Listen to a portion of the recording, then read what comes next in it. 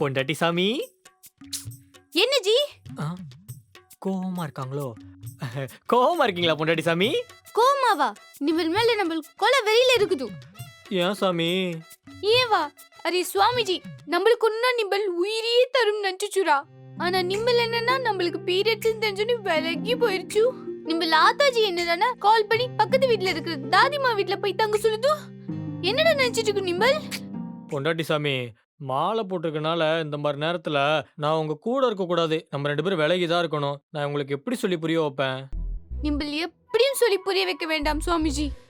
கடவுளே, ஏதாவது ஒரு வழி காட்டுப்பா.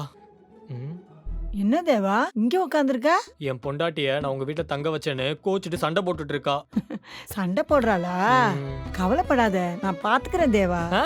ஆ, பாட்டியை நம்பினோர் கைவிடப்படார். சூப்பர் பாட்டி. இந்த கான்ஃபிடன்ட் போய் என் பொண்டாட்டி சரி, சமாதானம் சரி, பண்ணுங்க.